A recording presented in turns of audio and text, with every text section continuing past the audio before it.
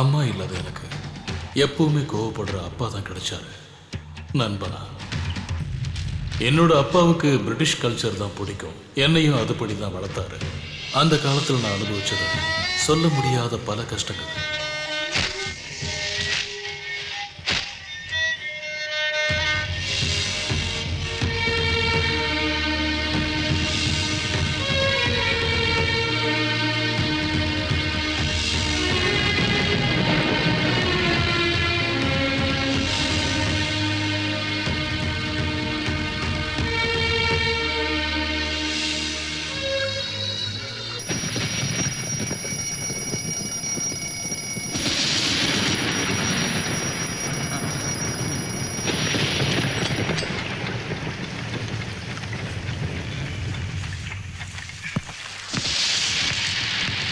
ராமநாதன், எங்க அந்த அப்பன்?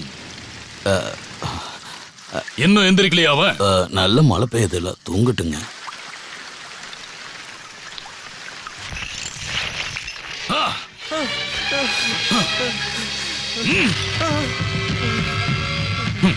மழை இல்ல, பிரளயமே வந்தாலும் சரி 4 மணிக்கு எந்திரிக்கணும்.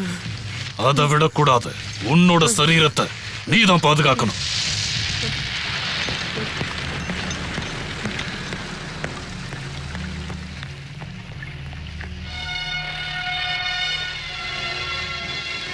மேல இருந்து கையை மடக்கி வச்சு காலை ஒரு அடி முன்னாடி வைக்கணும்.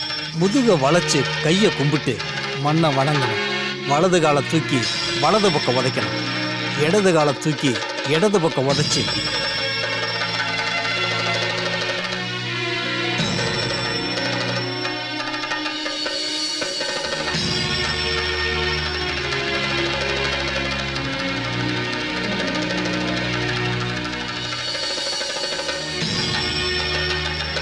கூடிய சீக்கிரமே எல்லாத்தையும் கற்றுப்பான்.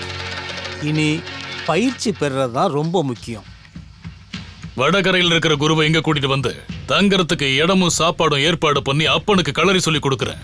இது கூடிய சீக்கிரங்கிற வார்த்தையை கேட்கறதுக்கு இல்ல, முழுமை சம்பூரணம் அந்த வார்த்தையை தான் நான் கேட்கணும்னு ஆசைப்படுறேன். முத்திரைகளை முழுசா கத்துக்கிட்டான்னு உறுதியா தெரிஞ்சதுக்கு அப்புறம் அடுத்ததை பார்க்கலாம். சரிங்க.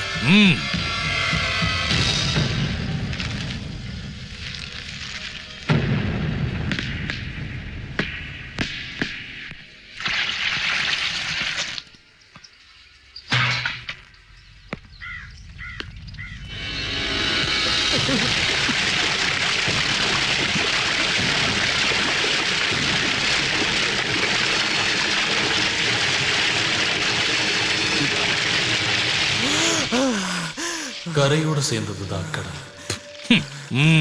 நீரை ஜெயிக்கிறதுக்கான பாடங்களை சொல்லிக் கொடுக்கும் போது இப்படி ஒரு செயலை அவர் கையாண்டிருக்காரு. அவரோட மனசுல அதுதான் இருந்திருக்கும்.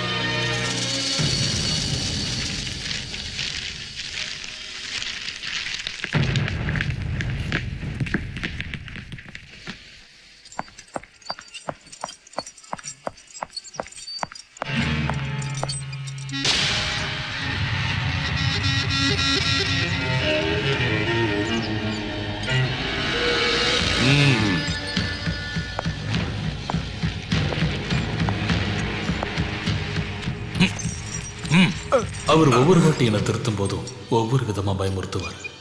இது மூலமா அப்பாவை நான் வெறுக்கல, உண்மையா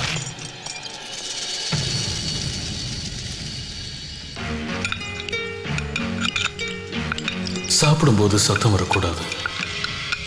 உணவுக்கு நாம கொடுக்கிற மரியாதையில இதுதான் ரொம்ப முக்கியம்னு அப்பா எனக்கு சொல்லி கொடுத்தது இப்படித்தான். ஐயோ தம்பி,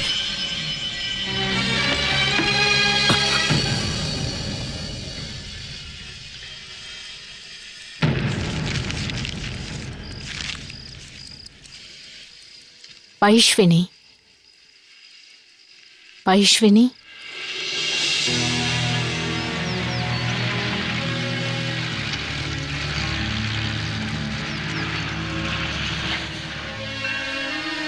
பைஷ்வினி, இவ எனக்கு கிடைச்சது காலத்தோட பொற்காலம். அவளோட ஒவ்வொரு பார்வையும் எனக்குள்ள காதலோட பருவங்களா மாறுச்சு.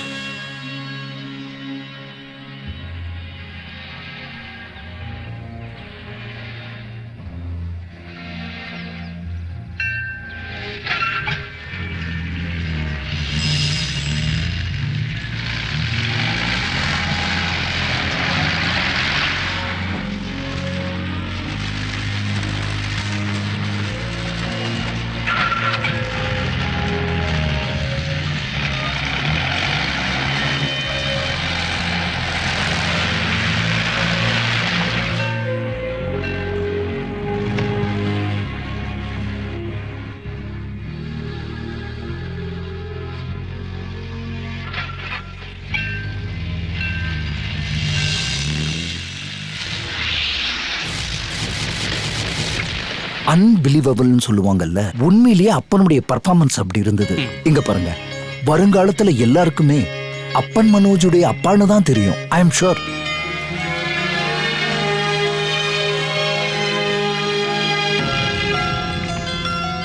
உனக்கு என்ன வேணும்? கிஃப்டா? கேளுப்பா, என்ன வேணுமா கேளு. ஒரு பால், டென்னிஸ் பால்.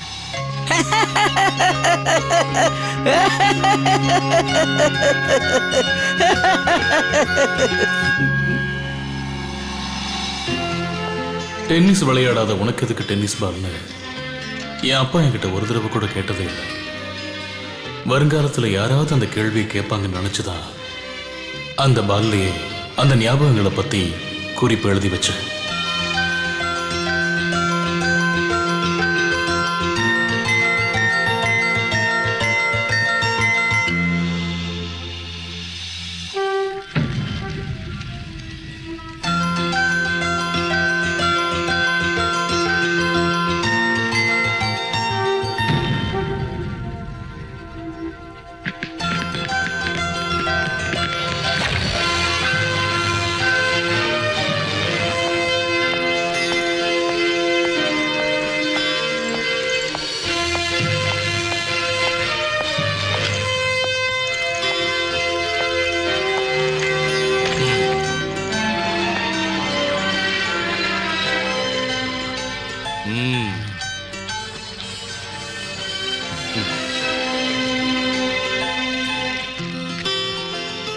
சர்வீஸ் ஆரம்பிக்கிறதுக்கு முன்னாடி ஒரே ஒரு அட்வைஸ் தான் நான் உனக்கு கொடுக்க வேண்டியிருக்கு.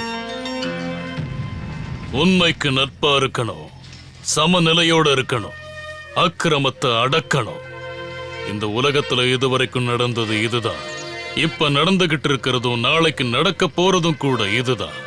நான் சொல்றது உனக்கு புரியுதா? நான் என்ன சொல்ல வரேன்னு புரியுதா? புரியுது. ஆனா ஒரு சந்தேகம்.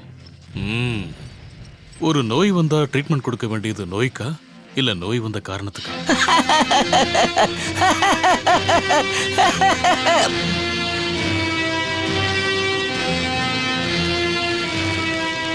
சில நேரத்துல நோய்க்கு, சில நேரத்துல நோய் வந்த காரணத்துக்கு. யோசிக்கணும். எப்ப எதை செய்யணுமோ அதை அப்பவே செய்யறதுதான் திறமை. அது உனக்கு இருக்கு. மத்ததெல்லாம் போக போக கத்து கொடுக்கும். காலம், டைம்.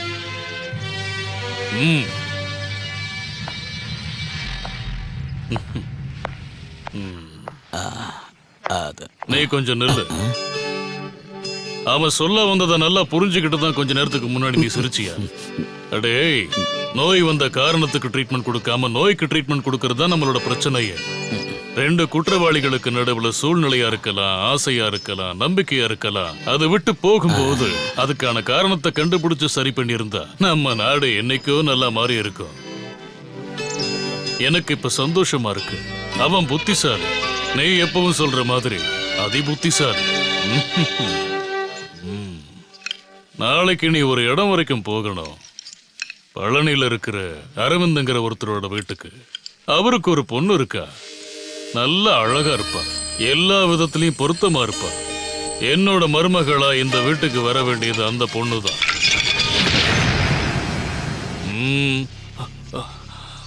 என்ன ஆச்சு?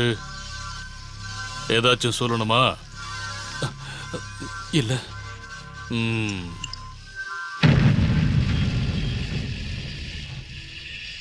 பைஷ்வினி, பைஷ்வினி, பைஷ்வினி.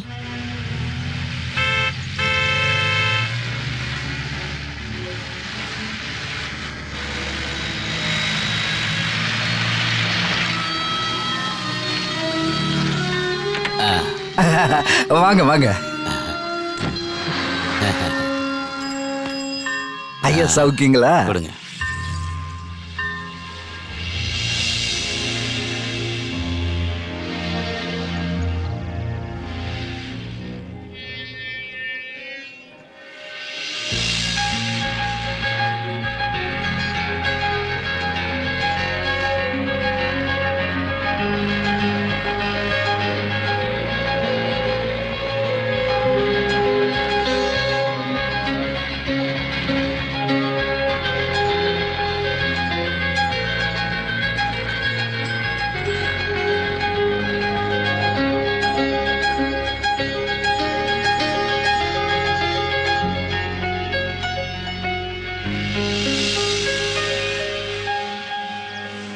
அப்புறம் பாப்போம். நல்லதுங்கய்யா.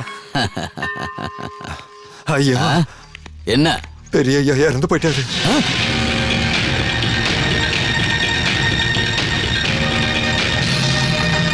நீங்க இங்க இருந்து போன உடனே அவருக்கு நெஞ்சு வலி வந்தது. நான் வந்து பார்க்கறதுக்கு லேட் ஆயிருக்கும் போல. அதுக்குள்ள